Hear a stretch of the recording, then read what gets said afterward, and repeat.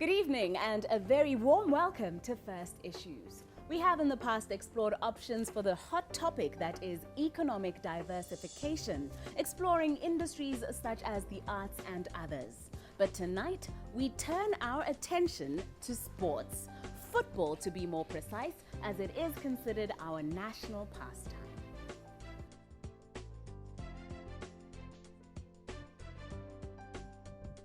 Football has proven to be big business around the globe. Football leagues such as the English Premier League and Bundesliga account for 7 out of the top 10 most profitable sports leagues in the world. Deloitte's review of football finance shows that Premier League football clubs saw their combined revenues increase by 3% in the 2014-2015 season to £3.4 billion, equivalent to close to 50 billion pula. With their calculations taking into account the various revenue streams soccer clubs have, including match day ticket sales, broadcasting rights, participation bonuses from various club competitions, as well as sponsorship and merchandising. Our neighbours South Africa have an exemplary Premier Soccer League that a detailed study by British publication The Daily Mail in 2014 found that the average income of its clubs per year is around 52 million rand, with South African players earning on average around 11,000 rand per week.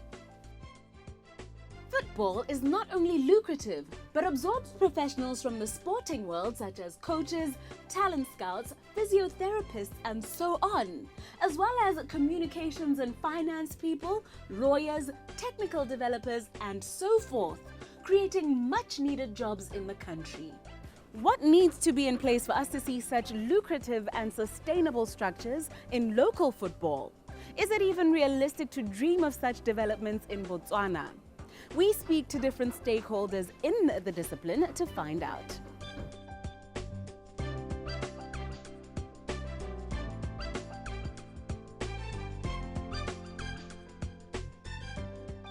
Welcome back to First Issues, as tonight we contemplate whether indeed Botswana could have thriving and profitable football structures employing hundreds of Botswana from a variety of professions, and what it would take to get there. We return to Jesse's Bistro to speak to owner and businessman Nicholas Zakem, who is very passionate about sports and has spent years investing in different disciplines. He has become, however, increasingly frustrated with the current state of affairs in football and recently withdrew his 10-year support of Gaborone United this May. We turn to him now to find out what can be done to commercialize and professionalize local football. Thank you for joining us. Thank you, Nameso. Good to see you again. For football to grow, and like what has grown in Europe and other parts of Africa, especially neighboring South Africa here, football has to come from the mode of what they call society, okay? Because most of our local football here, especially the one involved in the Premier League and in the First Division, are mostly society-based team, which it means is the teams belong to a society.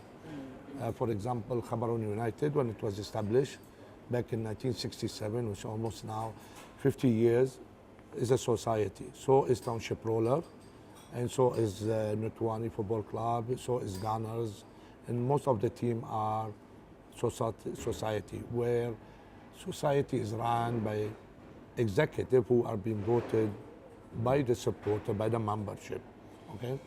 So same thing started in England and in Spain. They were also a sporting club back in 1880, 1890. They were not a company. And then with the days and the time, they privatized this sporting society to become a company where people can acquire shares, and you have a major shareholder, then you have a other partner who have a different shares and so on. And that transformation of football from being a society to become a company where people can buy shares and people can acquire shares in a different way and so on.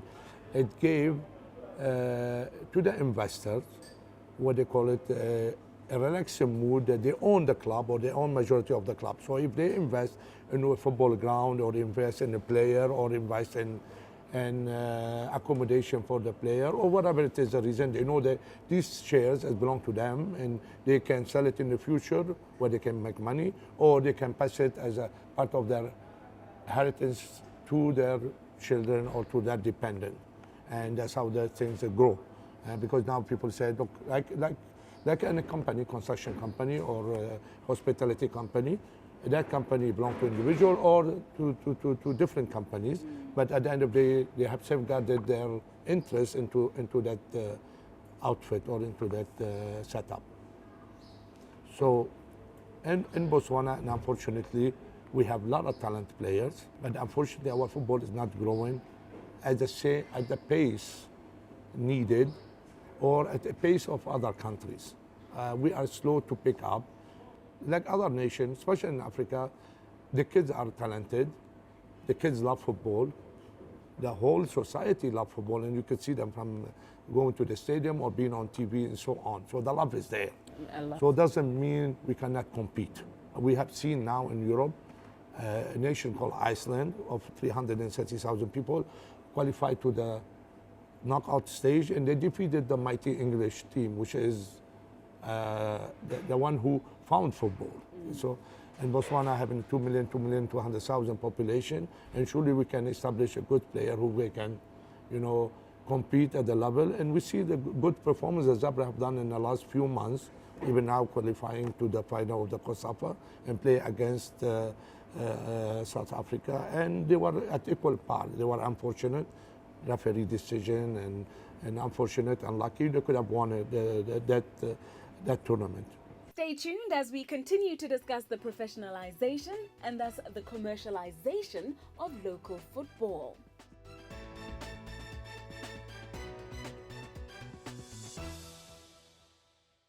Clearly, you think there is potential, Yes, and 100%. there is talent, and Yes, there is sir. money to be made. Yeah, money to be made if we get the right approach. If we go and do what they call it privatization, moving out from the society, and we go to become a company. And I'll give you an example. What I've encountered with Gaborone United. I've been there for like 10 years. I started in 2006, and I just left in 2016, May 2016, end of the season. And I had a vision, and I had always wanted Gaborone United to become a self-sufficient team. In the sense, they have their own facilities, they have their own training ground, they have their own hostels, and they have their own club house and accommodation. That could not be achieved in their own, so of course, buses, transport, whatever it is. Some of these things could not achieve, largely due to the fact that we are into society. And for me to invest as an investor into a football pitch, and even any normal football pitch of just turf, not even the grass, going to cost in the 2 to 5 to 6 million pula. All right. So there were two challenges here. One challenge is to find the land around Gaborone, because Gaborone United is a Gaborone-based club, so it became difficult to find the land. And the second thing is, would I want to invest into a football ground?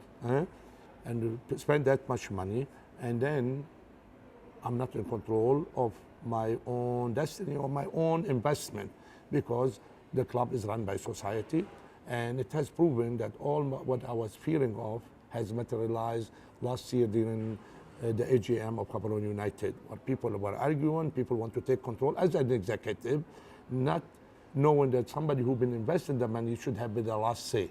You understand me? And that's what would push me to leave Gaborone United. Imagine now if I've done invested 6 million or whatever into the football ground, and I'm now out, I wouldn't be able to claim that, because that belongs to society. However, if I'm a shareholder, major shareholder, or a shareholder in Gaborone United or any other club who became now a company, if I've invested that 6 million pula and I've decided now to quit, then I can sell my share.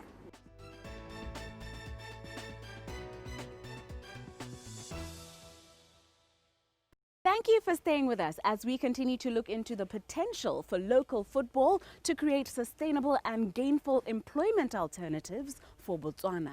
With the Botswana Football Association having made its way into so many of our conversations on this matter, we found it necessary to make our way to the Likiri Sports Center, run by the BFA in Gaborone, to speak to the CEO of the association, Mr. Kitso Kemoeng, about the role of the association in the professionalization and commercialization of football. What is currently happening now, over a period of time in the past few years, FIFA and CAF came up with what is called club licensing. Now, club licensing is a system that sets certain standards for our respective clubs. For now, the standards are set for the Premiership. We'll be introducing it in Botswana this year. Standards are set for the clubs or teams in the Premier League, such that they raise their performance to another level.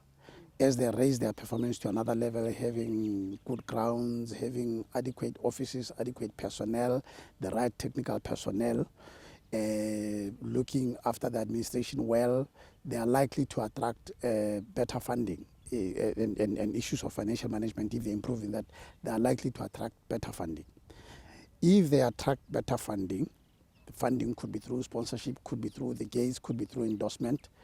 They are likely to afford to pay the players better than they're paying them now. And that is going to contribute to the quality that the clubs receive. Athletes, for them to break into professionalism, they need to be athletes of a certain quality. For them to earn a certain amount of money or beyond a certain level of income, they should strive, work hard to improve their quality. And how do they work hard to improve their quality? If the payment is attractive enough, they can quit wherever they are working to come and play football full time, and therefore strive towards improving their quality of performance. And if individual players improve their quality of performance, collectively the standard of the club will go high. If club standards go high collectively, it will reflect on the National League. I'm wondering if one of these new standards will be for clubs to move away from being registered as societies. One of the former investors into football said the fact that companies are still societies mean that investors and owners don't get the final say regardless of how much money they pump into a club. Is there talk of... There is the talk of having a commercialization blueprint. This is the blueprint that could guide everybody who wants to commercialize. Because yes, originally or from the onset, clubs do register as societies. And societies normally, naturally, they are not profit-generating entities. But if we were to come up with that framework which has been worked on to commercialize, I think that will also include the legislative requirements of having such a professional setup. Do we now go register with the Register of Companies? Do we introduce, as some would do we introduce facilities or wings within our societies that will be responsible for commercialization?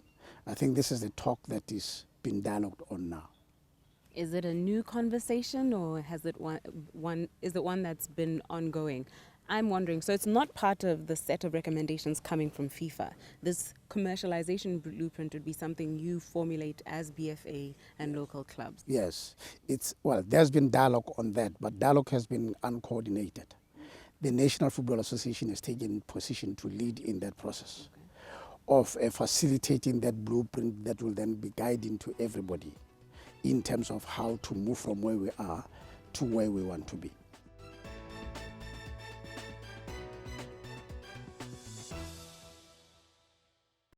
Welcome back to First Issues. As in speaking about the commercialization and professionalization of football this evening, we continue our talk with the CEO of the Botswana Football Association, Kitso Kemoeng. This time moving our conversation to a location that has seen a number of momentous games played right here. That is the National Stadium in Gaborone. Our football could be better than the way it is now. we need to improve on our systems. We need to make our clubs attractive. We need to make them better running. So that, if you improve the quality of the teams, the quality of the administration, it should be able to make the club more attractive to good players, and as such also attractive to the corporate sector, who would want to associate with the club, or who would want to associate with the players in one way or the other. Football is a big sport the world over, as you know, and football is most likely to attract television, is most likely to attract the media, and these are the mediums through which some of the members of the corporate sector would want to project themselves, and they can use football to penetrate this media, to penetrate the newspapers, to penetrate television, and also in endorsements. Some of the big names in world sport are footballers who are used by the corporate sector to endorse their products. So we can get to that point as well, as long as we improve the way we run our clubs.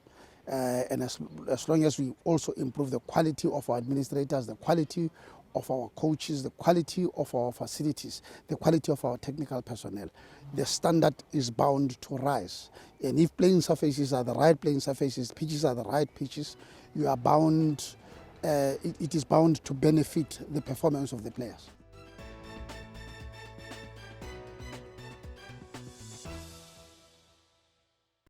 Welcome back to First Issues. As having spoken to a sports administrator and a former local football sponsor, we now look for the well-informed view of journalist Dikarabo Ramadubu regarding the current impediments and possible future of the local football fraternity.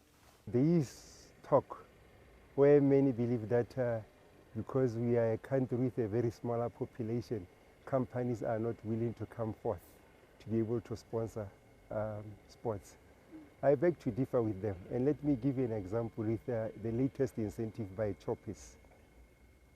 In 17 days' time, we'll be having Olympics. Any athlete who makes it to the finals will get 75,000. Anybody who wins the gold medal will be able to get 500,000. Anyone who gets silver is going to be 250,000, you know. And what do you call that? A lot of money. A lot of money, plenty of money. It actually shows that companies are willing to come forth.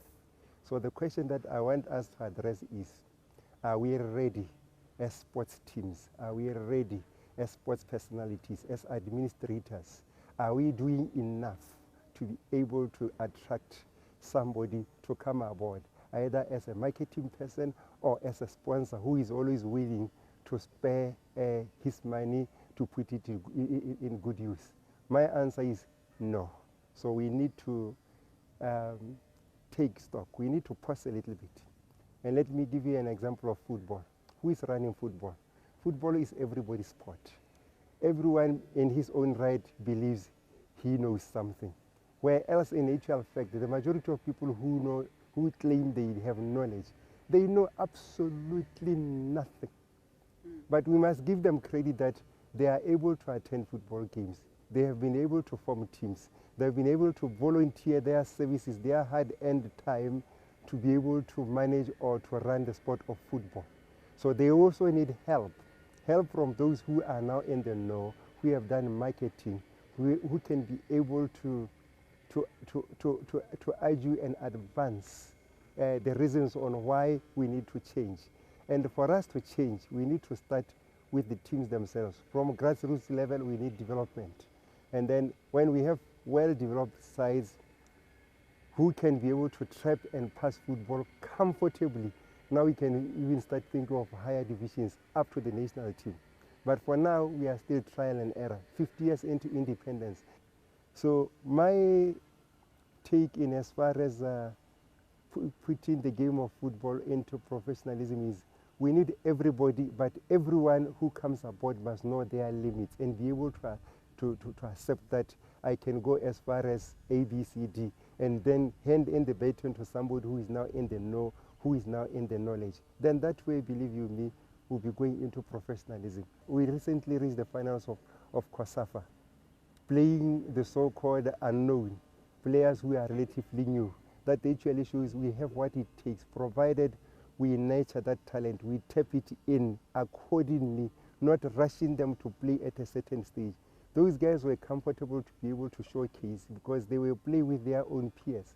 At times, which is what we have been doing in the past, we are just grabbing a little boy who is as little as 18, 19 and putting him into the deep pool to say play, and he will not do anything else except to admire the kind of players that he will be playing against, because he was meeting them for the very first time. He hasn't even traveled anywhere else except to Francistown or to Gaborone or to Lobatse or Joanne, where we have our little stadiums. Then all of a sudden the guy sees himself having to play against Cameroon there in Abuja in a stadium that has a capacity of 40,000, 45,000 field capacity, and for that matter it was filled as early as 12 noon. Compared to our colleagues out there in other countries, our difference is we have not we are still to put a package together that will be able to attract somebody to be able to give us a hearing. Remember, they are bringing clean money.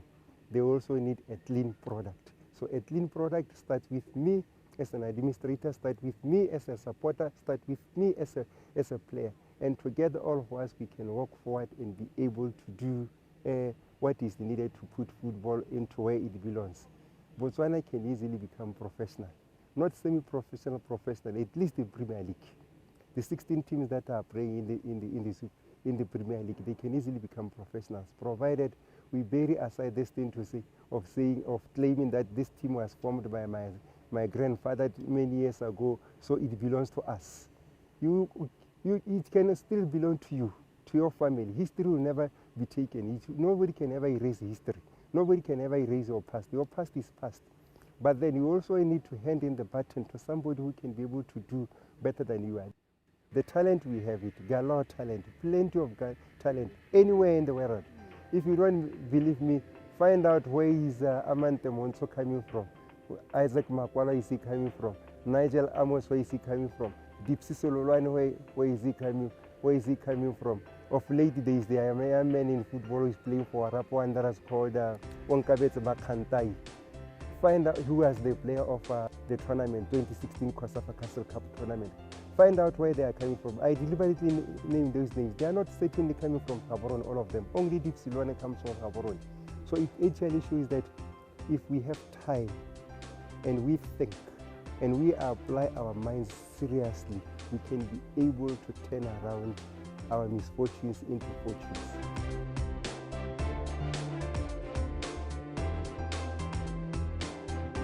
To conclude tonight's episode, we now read out the winning comment from last week's show, in which we discussed Nigerian business etiquette, some BHC schemes, and an automatic health assessment toilet designed by some teenagers from Mattis Bay College in Francistown.